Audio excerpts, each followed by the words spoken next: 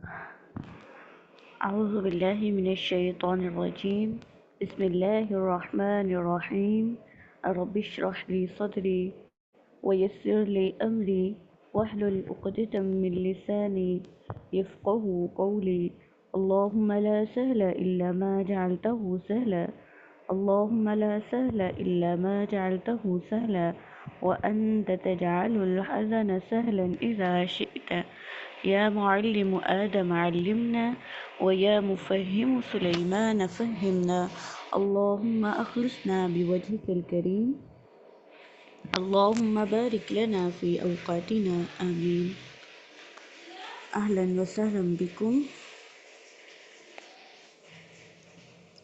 آج ہمارا ٹاپک ہے تفخیم کے متعلق، اور تفخیم میں بھی ہم خصوصاً الف کی تفخیم پڑھیں گے اور پھر حرف را کی تفخیم انشاءاللہ.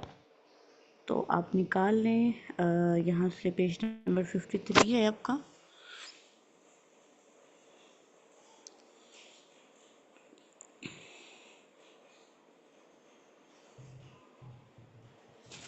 اوکے، اس سے پہلے ہم لوگ تفخیم کو تھوڑا سا ٹچ کر چکے ہیں لام کے ٹاپک میں. تو اگر کوئی اسٹوڈنٹ اسے ریوائز کرنا چاہے تو ہینڈ ریز کرے. آپ نے پہلے کیا پڑھا تھا تفخیم کے بارے میں؟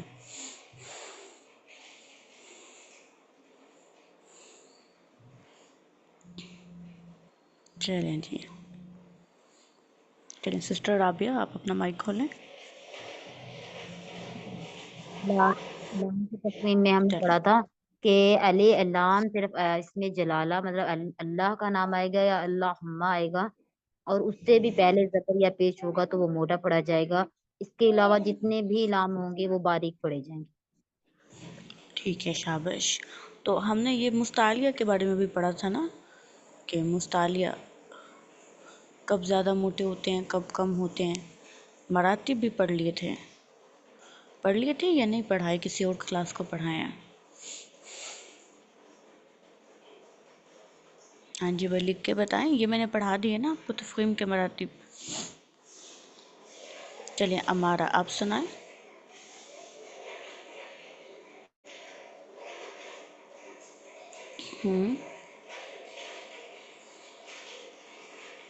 جی امارہ.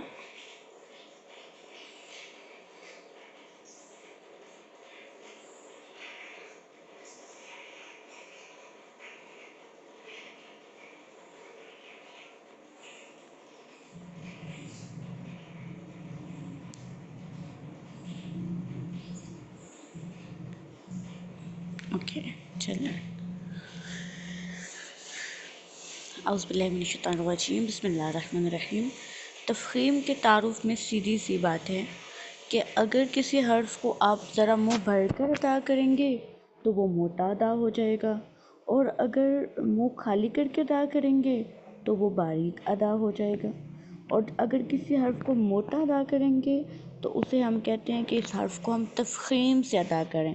تفخیم پہلے فا آتا ہے، ٹھیک ہے. کچھ بچے اس کو تخفیم بول دیتے ہیں. تخفیم تو اخفا کو کہتے ہیں. تفخیم. اب جو موٹی حروف ہوتے ہیں وہ آپ کو پتہ ہے حروف مستعلیہ ہیں. ہم نے صفت استعلاء میں پڑھے تھے، ٹھیک ہے. 7 حروف ہیں، لیکن سب حروف ایک جیسے موٹے نہیں ہوتے. سب حروف ایک جیسے موٹے نہیں ہوتے. حروف کے تفخیم و ترقیق میں ہم 2 باتوں کو دیکھتے ہیں، ٹھیک ہے. ایک اس کے حرکت اور ساکن ہونے کے اعتبار سے بات ہے، اور ایک اس میں صفت کا اعتبار ہے، ٹھیک ہے. 2 صفات ایسی ہوتی ہیں جو حروف کو موٹا کرتی ہیں. ایک ہے صفت استعلاء اور ایک ہے صفت اطباق، ٹھیک ہے. 2 صفات ہیں جو حروف کو موٹا کرتی ہیں. ایک ہے صفت استعلاء اور ایک ہے صفت اطباق. 2 صفات ہیں جو حروف کو موٹا کرتی ہیں، صفت استعلاء اور صفت اطباق. صفت استعلاء کے 7 حروف ہیں، آپ کو پتہ ہے، اور ان 7 میں سے 4 حروف ایسے ہیں جن میں صفت اطباق بھی پائی جاتی ہے، اور وہ آپ کو معلوم ہے کہ یہ 4 حروف ہیں. اب اگر ہم یہ دیکھیں کہ اگر ایک ایسا حرف ہے جس میں موٹے ہونے کی ایک ہی صفت پائی جاتی ہے تو وہ کم موٹا ہوگا، اور ایک حرف ایسا ہے جس میں موٹے ہونے کی دو صفتیں پائی جاتی ہیں، استعلاء بھی اور اتباق بھی، تو وہ زیادہ موٹا ہوگا۔ تو پہلی بات تو آپ کو یہ یاد ہونی چاہیے کہ وہ حرف جس میں صرف صفت استعلاء ہے وہ کم موٹا پڑا جائے گا، اور وہ حرف جس میں صفت استعلاء کے ساتھ ساتھ صفت اتباق بھی ہے وہ اور بھی زیادہ موٹا ہو جائے گا۔ اس کے بعد ہے حرکت۔ حرکت میں آپ یاد رکھیں زبر زیر پیش، زبر زیر پیش، یہ آرڈر یاد رکھیں، سوری، زبر پیش اینڈ زیر، زبر پیش اینڈ زیر، زبر پیش اینڈ زیر۔ اگر کسی حرف پر زبر ہوگی تو وہ زیادہ موٹا ہوگا، اور اگر پیش ہوگی تو وہ زبر سے کم موٹا ہوگا، اور اگر زیر ہوگی تو وہ پیش اور زبر سے کم موٹا ہوگا، یعنی کہ اوپر سے نیچے آتے آتے تفخیم کم ہوتی جائے گی۔ سب سے پہلے زبر، پھر پیش اور پھر زیر۔ اب زبر میں یہ ہے کہ اگر کوئی ایسا حرف ہے کہ وہ موٹا ہے اور اس کے اوپر زبر بھی ہے، ٹھیک ہے، لیکن اس زبر کے آگے الف لگا ہوا ہے تو پھر تو وہ کمال ہی سب سے زیادہ موٹا ہو جائے گا۔ اور اگر ایسا ہے کہ حرف ہے اس کے آگے الف نہیں لگا تو پھر وہ پہلے درجے سے کم موٹا ہوگا، ٹھیک ہے۔ زبر، پیش اور زیر، زبر میں بھی دو مراتب ہیں، اگر الف ہوگا تو زیادہ موٹا ہوگا، اور اگر الف نہیں ہوگا تو پھر تھوڑا کم، پھر پیش والا حرف موٹا ہوگا اور پھر زیر والا، ٹھیک ہے۔ تو یہ 4 مراتب ہیں۔ نمبر 1 مفتوح کے بعد الف ہو، نمبر 2 مفتوح کے بعد الف نہ ہو، نمبر 3 کوئی حرف مضموم ہو، اور نمبر 4 کوئی بھی حرف مکسور ہو۔ اب جو ساکن ہے نا، ساکن میں بھی یہی مراتب ہیں۔ اگر ساکن سے پہلے فتح ہو تو سب سے زیادہ، ساکن سے پہلے ضمہ ہو تو دوسرا مرتبہ، ساکن سے پہلے کسرہ ہو تو پھر تفخیم کا تیسرا مرتبہ۔ یہی باتیں انہوں نے آگے دی ہوئی ہیں۔ الف لام را، الف جو ہے اپنے قبل کے تابع ہوتا ہے، الف سے پہلے موٹا حرف ہوگا تو الف بھی موٹا ہوگا، اور اگر الف سے پہلے باریک حرف ہوگا تو الف بھی باریک ادا ہوگا۔ بس لام آپ نے پڑھ لیا تھا، اب ہمارے پاس آ گیا را، اب اس کو اچھے سے یاد کرنا۔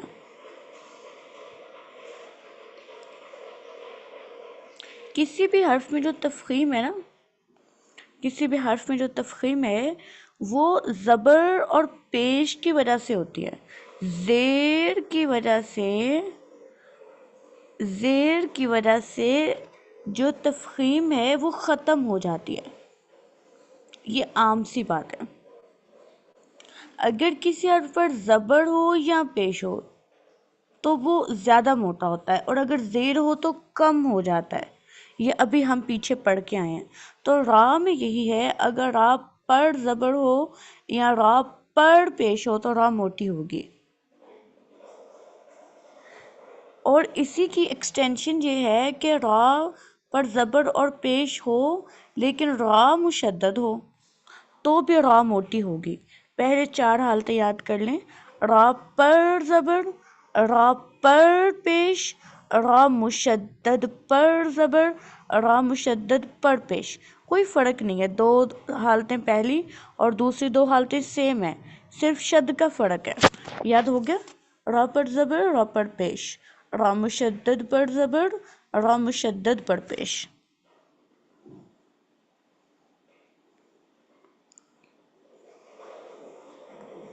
ہاں جی، یاد ہو گیا؟ را پر زبر، را پر پیش، را مشدد پر زبر، را مشدد پر پیش۔ چلیں اب زبر اور پیش کو تھوڑا اور کھینچ لیتے ہیں۔ را ساکن ہو، ٹھیک ہے، را ساکن سے پہلے زبر، را ساکن سے پہلے پیش، پہلے کو ما قبل بھی بول دیتے ہیں، کوئی پرابلم نہیں۔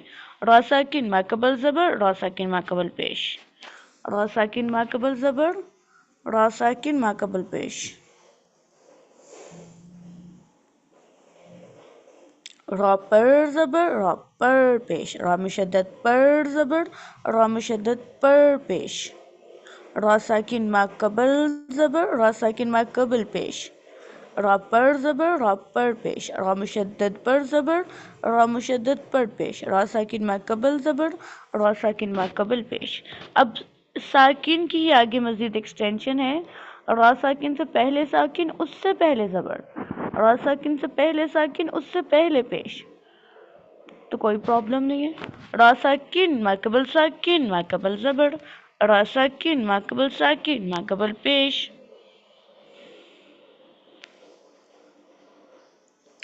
را پر زبر ہو، را پر پیش ہو، را مشدد پر زبر ہو، را مشدد پر پیش ہو، را ساکن ما قبل زبر ہو، را ساکن ما قبل پیش ہو، را ساکن ما قبل ساکن ما قبل زبر ہو، را ساکن ما قبل ساکن ما قبل پیش ہو۔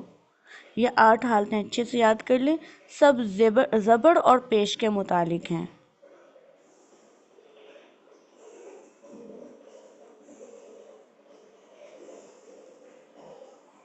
یہ 8 حالتیں یاد کر لیں پھر مجھے بتائیں۔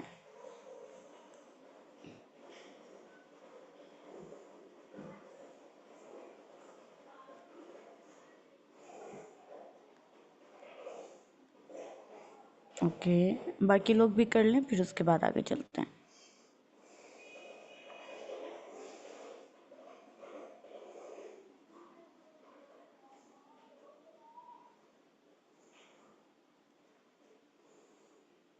اوکے چلیں، اب یہ جو 8 حالتیں ہیں نا، ان میں را پر ہو رہی ہے زبر یا پیش کی وجہ سے۔ اب را جو ہے وہ کبھی کبھار زیر کی وجہ سے بھی پر ہو جاتی ہے، تو 3 حالتیں ایسی ہیں، 3 حالتیں ایسی ہیں جن میں را زیر کی وجہ سے پر ہوتی ہے، ورنہ تو زبر اور پیش کی وجہ سے ہوتی ہے۔ ورنہ را کس کی وجہ سے پر ہوتی ہے؟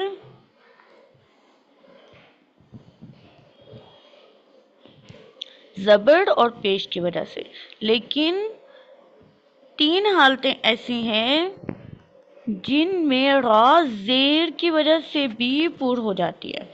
حالانکہ زیر کی وجہ سے را پر نہیں ہوتی ہے، زیر کی وجہ سے کوئی بھی حرف باریک ہو جاتا ہے، زیر کی وجہ سے کوئی بھی حرف باریک ہو جاتا ہے، لیکن 3 حالتیں ایسی ہیں، 3 کنڈیشنز ایسی ہیں، اگر وہ آ جائیں تو زیر کی وجہ سے را باریک ہونے کی بجائے پر ہو جاتی ہے۔ وہ کیا ہے؟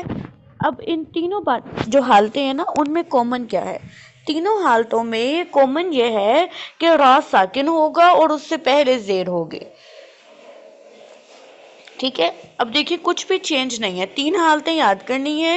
3 حالتوں کی کامن بات کیا ہے کہ را ساکن ما قبل زیر ہوگی، تینوں میں ہی، تینوں حالتوں میں را ساکن ما قبل زیر ہوگی۔ لیکن فرق کیا ہے؟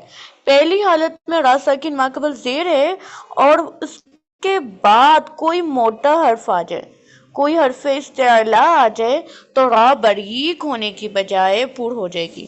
ویسے تو را ساکن ما قبل زیر ہو را باریک ہوتی ہے، لیکن را ساکن ما قبل زیر ہو اور بعد میں کوئی موٹا حرف آ جائے تو را باریک ہونے کی بجائے پر ہو جاتی ہے۔ ایک حالت ہوگی۔ دوسری حالت، را ساکن ما قبل زیر ہی ہو لیکن جو یہ زیر ہے یہ عارضی زیر ہو، عارضی زیر ہو تو را پر ہونے کی بجائے باریک ہونے کی بجائے پر ہو جاتی ہے۔ تیسری حالت یہ ہے کہ را ساکن کے پہلے جو زیر ہے وہ اسی کلمہ کی نہ ہو بلکہ پچھلے کلمہ کی ہو، تو بھی را باریک ہونے کی بجائے پر ہو جاتی ہے۔ تو یہاں تک ہم نے 11 حالتیں پڑھ لی ہیں را کی۔ 8 حالتیں تو سیدھی سیدھی تھی زبر اور پیش کی وجہ سے، را پر زبر ہو، را پر پیش ہو، را مشدد پر زبر ہو، را مشدد پر پیش ہو، را ساکن ما قبل زبر ہو، را ساکن ما قبل پیش ہو، را ساکن ما قبل ساکن ما قبل زبر ہو، را ساکن ما قبل ساکن ما قبل پیش ہو۔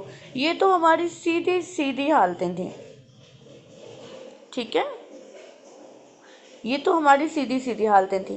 اب ہم نے 3 حالتیں ایسی پڑھی ہیں، اب ہم نے 3 حالتیں ایسی پڑھی ہیں جس میں ہم نے یہ پڑھا کہ را جو ہے وہ کسرہ کی وجہ سے، را کسرہ کی وجہ سے پر ہو جاتی ہے، اور ان تینوں حالتوں میں ہم نے کامن چیز یہ دیکھی کہ را ساکن تھا، را ساکن ما قبل کسرہ تھی، لیکن فرق یہ تھا کہ پہلی حالت میں ما بعد موٹا حرف تھا، دوسری حالت میں کسرہ عارضی تھی، اور تیسری حالت میں کسرہ پچھلے کلمہ میں تھی۔ تو یہ جو کسرہ والی حالتیں ہیں ان کو ہم ایک بار اگزامپلس کے ساتھ بک سے بھی دیکھ لیتے ہیں۔ را ساکن سے پہلے کسرہ عارضی ہو، کسرہ عارضی وہ ہوتی ہے جو ہم حمزہ وصل پہ لگاتے ہیں ابتدا کرتے ہوئے، ٹھیک ہے، ارجع، یہ کسرہ عارضی ہے، ان ارتبتم، ان ارتبتم، تو را جو ہے اس سے پہلے حمزہ وصل گرا ہوا تھا، یہاں سے ابتدا کرنے کے لیے خود سے حرکت لگائی کسرہ کی، تو یہ کسرہ اصل میں تو نہیں تھی، صرف ابتدائی کلام کے لیے لگی ہے، تو یہ والی ہماری کسرہ کیا ہے؟ کسرہ عارضی ہے۔ مزید ہم ابھی حمزہ وصلی پڑھیں گے تو اس میں بھی ڈسکس کرتے ہیں۔ دوسرا یہ کہ جو کسرہ ہے وہ پیچھے کلمہ میں ہو، ام ارتابو، تو ام الگ کلمہ ہے اور ارتابو را الگ کلمہ کی ہے، تو را ساکن سے پہلے کسرہ تو ہے، اور کسرہ ہے بھی اصلی پکی والی کسرہ ہے، عارضی کسرہ نہیں ہے، لیکن پچھلے کلمہ میں ہے، اس لیے را باریک ہونے کی بجائے پر ہو جائے گی، اور یہ اگزامپلس تو واضح ہیں کہ ارتاس مرصاد ارصاد فرقات، کہ را کے ما قبل کسرہ ہے لیکن ما بعد کیا ہے؟ موٹا حرف ہے، تو را باریک ہونے کی بجائے پر ہو جائے گی۔ یہاں تک ہماری جو ہے وہ 11 حالتیں ہوگی۔ ایک حالت ہماری رہ گئی ہے، وہ ہے وہ را جس پر ہم روم کے ساتھ وقف کریں، ٹھیک ہے۔ آپ کو پتہ ہے روم جو ہے وہ ہوتا ہے حرکت کو وقفاً تیزی سے پڑھنا، حرکت کا 1/3 حصہ پڑھنا، 1/3 پڑھنا، اور روم 2 حرکات پہ کیا جاتا ہے، پیش پر اور زیر پر۔ تو اگر ہم ایسا پڑھیں کہ را پیش والی ہو، پیش والی را پر وقف کریں اور ساکن کرنے کی بجائے روم کے ساتھ وقف کرتے ہیں، تو جیسے یہ قدیر، قدیر، تو اس میں کیا ہے کہ پیش پڑھی جائے گی نا، تو ہمیں پتہ ہے کہ را جو پیش والی را ہوتی ہے اسے پوری پڑھتے ہیں، تو روم والی را میں بھی پیش پڑھی جاتی ہے، اس وجہ سے روم والی را بھی پر ہوگی اگر روم پیش پہ ہو رہا ہے، اور اگر زید پر ہو رہا ہے تو پھر تو باریک ہوگی، یہ کل پڑھیں گے انشاءاللہ۔ تو اب تک آپ نے اس کو یاد ہی کرنا ہے، دوبارہ سے ریپیٹ کرتے ہیں، را پر زبر ہو اور را پر پیش ہو، ٹھیک ہے۔ زبر پیش کی ایکسٹینشن ہے را مشدد، را مشدد پر زبر، را مشدد پر پیش، 4 ہو گئی۔ پھر 4 حالتیں ساکن کے ساتھ ہیں، را ساکن ما قبل زبر، را ساکن ما قبل پیش، را ساکن ما قبل ساکن ما قبل زبر، را ساکن ما قبل ساکن ما قبل پیش، 8 حالتیں ہوگی۔ 3 حالتیں زیر کے ساتھ ہیں، را ساکن ما قبل کسرہ، ما بعد حروف مستعلیہ، را ساکن ما قبل کسرہ، کسرہ عارضی، را ساکن ما قبل کسرہ پچھلے کلمہ میں ہو، تو 11 حالتیں ہوگی، اور ایک حالت جو ہے وہ وقف بھی روم کے ساتھ ہے، اگر پیش والی را پر وقف بھی روم کیا جائے تو را باریک ہونے کی بجائے پر ادا ہوگی۔ اوکے، اور ہمارا دوسرا ٹاپک ہے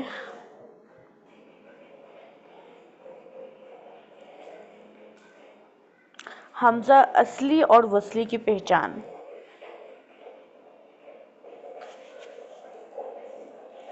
اچھا جی، دیکھیں ایسا حمزہ جو آپ تلاوت کر رہے ہیں اور تلاوت کرتے ہوئے الفاظ کو ملا کے پڑھ رہے ہیں، روانی کے ساتھ آپ پڑھ رہے ہیں، اور پڑھتے پڑھتے وہ آپ کو سنائی دیتا ہے۔ اوکے، میں لاسٹ پہ ریپیٹ کر دیتی ہوں۔ اچھا، حمزہ اگر آپ پڑھ رہے ہیں اور پڑھتے پڑھتے وہ آپ کی تلاوت میں ڈراپ نہیں ہوتا ہے تو اسے ہم کہتے ہیں حمزہ اصلی۔ اصلی، اصلی جو ہے یہ لفظ روٹ ہے نا، اصل کہتے ہیں روٹ کو، اگر حمزہ روٹ ورڈ کا حصہ ہو، اگر حمزہ روٹ ورڈ کا حصہ ہو تو اسے ہم حمزہ اصلی کہتے ہیں۔ جیسے دیکھیں یہ مثالیں دی ہیں، حمزہ میم را، سین حمزہ لام سأل، قاف را حمزہ. تو اگر حمزہ روٹ ورڈ کا حصہ ہو، روٹ ورڈ کا، آپ کو پتہ ہے روٹ ورڈ کو تو کبھی بھی نہیں چھوڑ سکتے پڑھتے ہوئے، تو اگر حمزہ روٹ ورڈ کا حصہ ہو، اور روٹ ورڈ تو کبھی بھی نہیں چھوڑا جاتا، اگر چھوڑ دیا جائے تو وہ کلمہ ہی نہیں رہتا ہے، تو ایسے حمزہ کو ہم حمزہ اصلی کہتے ہیں. ٹھیک ہے، حمزہ اصلی بہت سمپل بات ہے کہ اگر حمزہ روٹ ورڈ کا حصہ ہو تو وہ حمزہ اصلی کہلاتا ہے. اگر کوئی حمزہ روٹ ورڈ کا حصہ ہو تو اس حمزہ کو ہم حمزہ اصلی کہتے ہیں. اور اگر کوئی حمزہ روٹ ورڈ کا حصہ نہ ہو، کوئی بھی روٹ ورڈ کا حصہ حمزہ نہ ہو تو ہم اسے حمزہ زائدہ کہتے ہیں، یعنی کہ کلمہ میں ایکسٹرا ہے، روٹ ورڈ کے علاوہ ہے. تو حمزہ دو طرح سے ہے، اگر روٹ ورڈ کا حصہ ہو تو حمزہ اصلی، اور اگر روٹ ورڈ کا حصہ نہ ہو تو حمزہ زائدہ. اب حمزہ زائدہ جو ہے وہ آگے مزید دو طرح کا ہوتا ہے. ایک وہ حمزہ زائدہ ہے جو تلاوت کرتے ہوئے دوران تلاوت باقی رہتا ہے، جو تلاوت کرتے ہوئے دوران تلاوت باقی رہتا ہے. تو جو حمزہ دوران تلاوت باقی رہتا ہے اسے ہم قطعی کہتے ہیں، حمزہ قطعی، کہ یہ گر نہیں رہا. اور وہ حمزہ زائدہ جو دوران تلاوت گر جاتا ہے ہم اسے حمزہ وصلی کہتے ہیں. جو حمزہ وصل کلام میں کلام کو وصل سے پڑھتے ہوئے گر جاتا ہے اسے ہم حمزہ وصل کہتے ہیں. اور حمزہ قطعی وہ حمزہ ہوتا ہے جو روٹ ورڈ کا نہیں ہوتا لیکن دوران تلاوت حذف بھی نہیں ہوتا. آپ لوگوں نے نا سورۃ البقرہ کے دوسرے رکوع میں یہ ہائی لائٹ کر کے قرآن کا پیج شیئر کرنا ہے گروپس میں کہ کون کون سے حمزہ اصلی ہیں اور کون کون سے حمزہ زائدہ ہیں، اور حمزہ زائدہ میں سے بھی کون سے حمزہ قطعی ہیں اور کون سے حمزہ وصلی ہیں. اوکے انشاءاللہ. چلیں بس یہاں تک آپ کا آج کام ہے کہ آپ نے حمزہ اصلی، حمزہ زائدہ اور حمزہ زائدہ میں وصلی اور قطعی جو ہے اس کو ڈفرینشیٹ کرنا ہے اپنے قرآن کے اوپر. ٹھیک ہے، ایک چھوٹی سی بات یہ دیکھ لیں کہ سم ٹائمز نا لام تعریف جو ہے اس کے اوپر حرکت لگا کے لکھا ہوتا ہے، تو لام تعریف کا جو حمزہ ہے وہ ہمیشہ وصلی ہوتا ہے، ہمیشہ وصلی ہوتا ہے. لام تعریف کا حمزہ ہمیشہ وصلی ہوتا ہے. اگر قرآن پاک میں اس کے اوپر زبر بھی لگا لی جائے نا، اگر قرآن پاک میں پڑھنے کے لیے زبر لگ بھی جائے تو اس کا مطلب یہ نہیں ہوتا کہ وہ حمزہ قطعی بن گیا، بالکل بھی نہیں ہوتا. وہ تو عوام کی سہولت کے لیے ہے کہ عوام اس کلمہ کو تلاوت کرتے ہوئے اٹھا سکے. جیسے اللہ لا الہ الا هو الحی القیوم، آیت الکرسی میں نا تو کچھ بچے پڑھتے ہیں اللہ لا الہ الا هو الحی القیوم، تو یہ تو وصلی ہے، یہ گر جاتا ہے، یہ باقی نہیں رہتا ہے. ٹھیک ہے،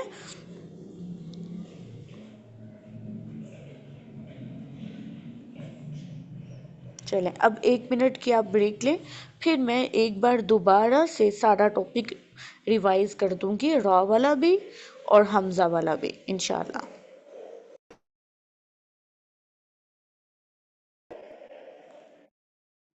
اوکے، بسم اللہ الرحمن الرحیم. اب کچھ کوسچنز ہیں، پہلے ان کو دیکھ لوں. حمزہ کو ریپیٹ کر دیں. تو بیٹا حمزہ جو ہے اس کو سمجھنے کے لیے آپ کو تھوڑا سا پہلے روٹ ورڈ کا پتہ ہونا چاہیے.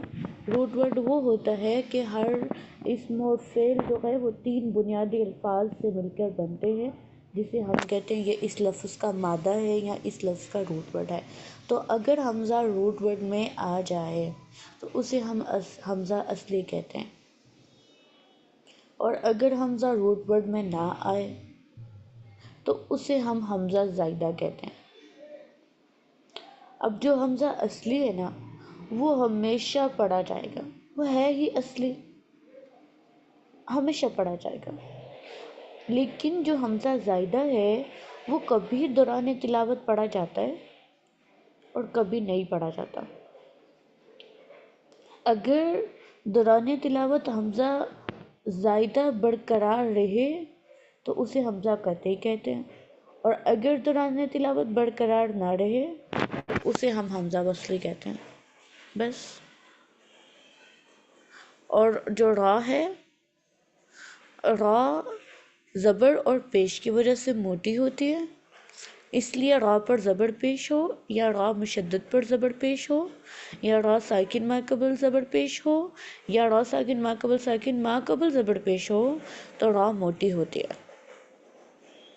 اور 3 حالتیں ایسی ہیں جس میں زیر کی وجہ سے بھی را موٹی ہو جاتی ہے، اور ان تینوں راءات میں کومن یہ ہے کہ را ساکن ما قبل زیر ہوتی ہے۔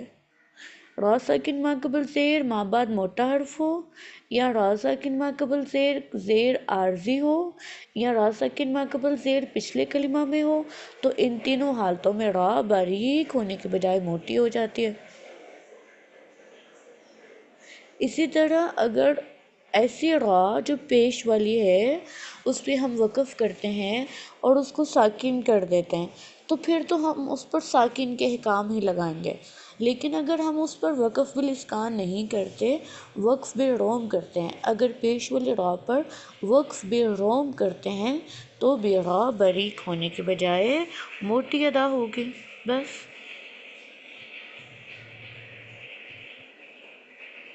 تقبل اللہ تعالی منا ومنکم وآخر دعوانا ان الحمد للہ رب العالمین۔ السلام علیکم ورحمۃ اللہ وبرکاتہ۔